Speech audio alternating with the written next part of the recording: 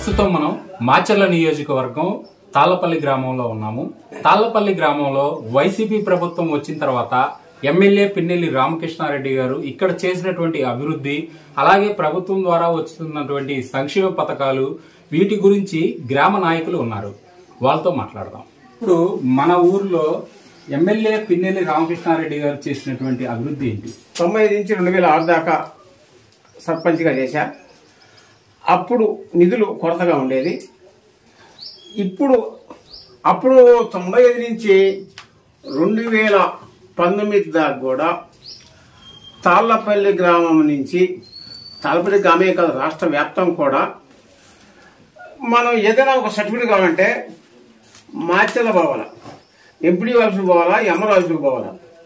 కానీ ఈ ఆఫీసులకు పోతే సమయానుకూలంగా వాళ్ళు ఉండొచ్చు, మీటింగ్ బయటికి పోవచ్చు. వాళ్ళు ఏమంటారంటే ఈ పని మానుకొని మాచర్ల పోవాలి.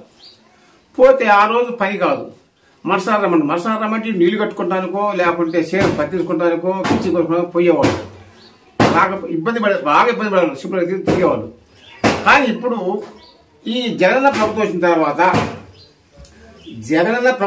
తర్వాత మనకి ఒక సచివాలయ వ్యవస్థ పెట్టారు.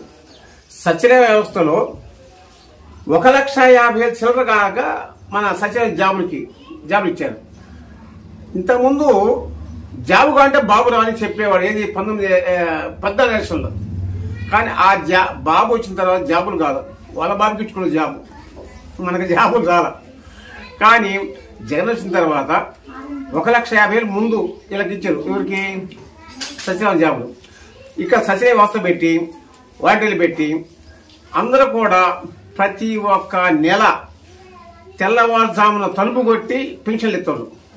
గత ప్రభుత్వంలో పింఛన్ తెచ్చుకోవాలంటే గంటల రోజు తరబడి అక్కడ చేసుకునేవాళ్ళు. కానీ ఇప్పుడు తలుపు కొట్టి పింఛన్ ఇస్తారు. రెండోది, రైస్ తెచ్చుకోవాలంటే ప్రతి ఒక్క నెల పోయి అక్కడ కార్డులు పెట్టి కట్టల కార్డులు పెట్టి రోజు తిరిగి తెచ్చుకునేవాళ్ళు. ఇప్పుడు మన ఇంటి దగ్గరికే వచ్చి మన తలుపు కొట్టి రైస్ ఇస్తున్నారు. అదే కాకుండా కూడా గ్రామంలో జగనన్న ప్రభుత్వం వచ్చిన వెంటనే సుమారు దగ్గర ఒక 80-90 లక్షలకి సీసీ రోడ్డు, సుమారు 89 లక్షలకి సీసీ రోడ్డు వేయడం జరిగింది. అదే కాకుండా సచివాలయం కట్టించారు. ప్రతి ఒక్క సచివుడి గారికి పోతే సచివాలయంలో జాబులు ఆడికి పోయి సచివాలయంలో మనకి ఏ సచివుడు కావన్నా కానీ ఒక 2 నిమిషాల్లో తీసుకొచ్చి ఇస్తున్నారు. 2 నిమిషాలు ఒక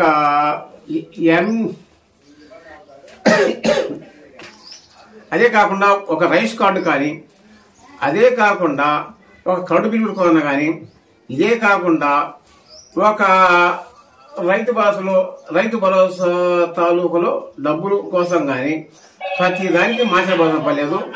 ఒక విలేజ్ లో పెట్టారు, ఒక గ్రామ స్థాయిలో విలేజ్ కాంచెలు పెట్టారు. మా తాళ్లపల్లిలో సుమారు 7th మైలు తాళ్లపల్లి కలిసి 30 బోర్వెల్స్ ఉన్నాయి. 30 బోర్వెల్స్ లో 10 borewells 3 facing, 20 borewells single facing. ప్రతి ఒక్క బోర్ కూడా కుడియడంగా మేమే దాన్ని స్వంచాదించి మేమే రిపేర్ చేసుకుంటూ కూడా ఒక్క రూపాయలు చేయకుండా కూడా మేము దాన్ని సరఫరా చేయడం జరుగుతుంది. అది మన రామకృష్ణ గారు ఏం చెప్పారంటే, మీరు ఎవరి కాడ రూపాయలు తీసుకోవద్దంటే మాకు కాదు, రిపేర్ చేసుకుంటానికి, అది కూడా మీరే చేయించండి అని చెప్పడం జరిగింది. అదే విధంగా చేసుకుంటూ కుడియడంగా చేసుకుంటూ వస్తున్నాం. పంచం పథకాలు, నవరత్నాలు ముఖ్యమంత్రి గారు బాగానే పెట్టిండు, మొత్తం ఆయన అమలు జరిపిండు కూడా. ముఖ్యమంత్రి గారు మొత్తం అమలు జరిపిండు, బాగానే చేసుకుంటూ వచ్చిండు. పింఛన్లు కూడా నేను 2006లో సర్పంచ్ చేసిన, మళ్ళీ ఇప్పుడు 1 సంవత్సరం మీద చేస్తున్నా. నేను వచ్చిన కాంచి 100 పింఛన్లు, ఈ పార్టీ ఆ పార్టీ అనకుండా, తెలుగుదేశం మన వైసీపీ అనకుండానే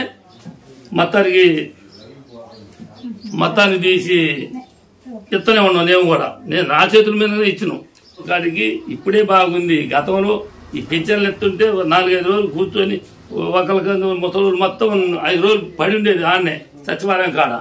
ఇప్పుడు అట్టుంది, తెల్లారుదాన వచ్చి కోలువేమని వచ్చి నిద్రలేపి పింఛన్లు ఎవరి వాళ్ళకి ఇచ్చేస్తారు. మరి ఇదే బాగుండదు కదండి. దానికి వాడికి జగన్ గారు చెప్పింది కరెక్ట్ జరుగుద్ది, ఏదైనా మన ఎమ్మెల్యే గారు చెప్పింది జరుగుద్ది అని చెప్పింది నేను చెబుతున్నా ఎట్లయినా కరెక్ట్ గా. మార్పు నేను వస్తేనే వచ్చిద్ది అని చెప్పేసి అవతల పార్టీ వాళ్ళు అంటున్నారు. అసలు నిజంగా మార్పు కావాలా? ప్రజలు ఏం కోరుకుంటున్నారు? మార్పు కావాలంటే గతంలో చంద్రబాబు గారు బేషరత్తుగా రుణమాఫీ చేస్తానని చెప్పడం జరిగింది. లోకల్ వాళ్ళకి కానీ మన రైతులకు కానీ చేయడం జరిగింది.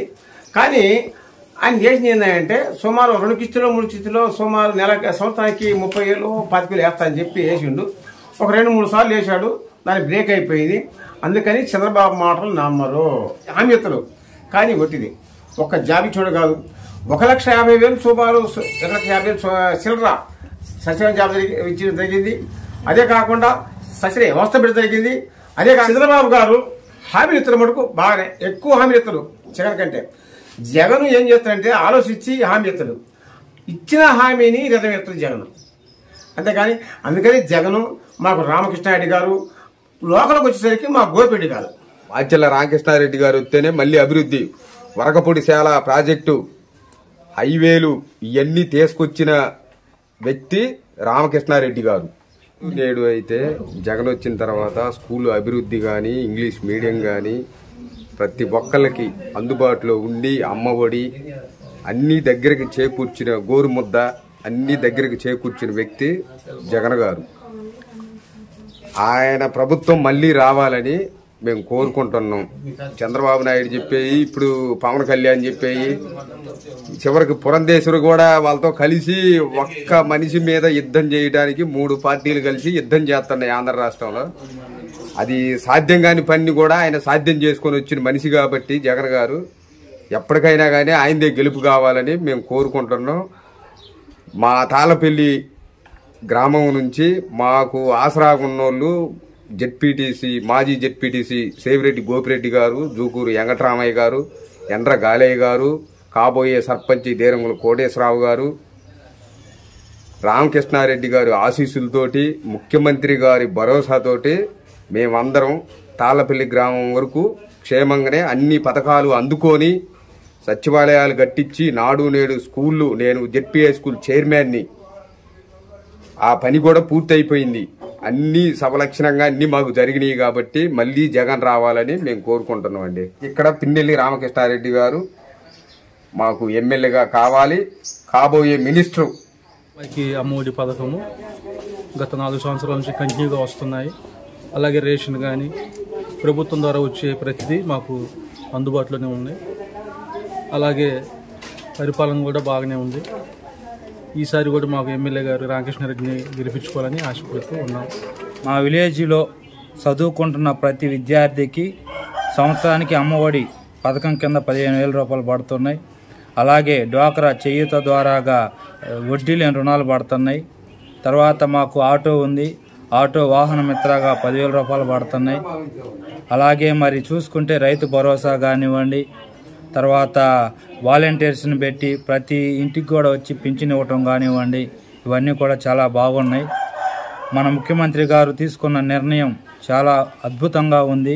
ఇంత అద్భుతంగా పరిపాలన చేస్తున్నటువంటి వైఎస్ జగన్మోహన్ రెడ్డి గారిని, అలాగే ఎమ్మెల్యే రామకృష్ణారెడ్డి గారిని వచ్చే ఎన్నికల్లో మేము ఓట్లేసి ఖచ్చితంగా గెలిపిస్తామని మాటిస్తున్నాం. ఆయన పెన్షన్ వచ్చిందండి, ఆరోగ్యశ్రీ వచ్చింది. డయాసిస్ చేయాలంటే ఆరోగ్యశ్రీ ద్వారాగా చేయించుకుంటున్నాం. మామూలుగా డబ్బులతో చేయించుకున్నామండి. తర్వాత ఆరోగ్యశ్రీ వచ్చిన తర్వాత ఆరోగ్యశ్రీ ద్వారాగా చేయించుకుంటున్నామండి. ఇది వచ్చిన తర్వాత మా ఆయనకి 2 కిడ్నీలు ఫెయిల్ అయిపోయింది. అందుకని ఇప్పుడు డయాసిస్ చేయించుకుంటున్నాం. చూపించుకునే శక్తి లేదు సార్ మా కాడ.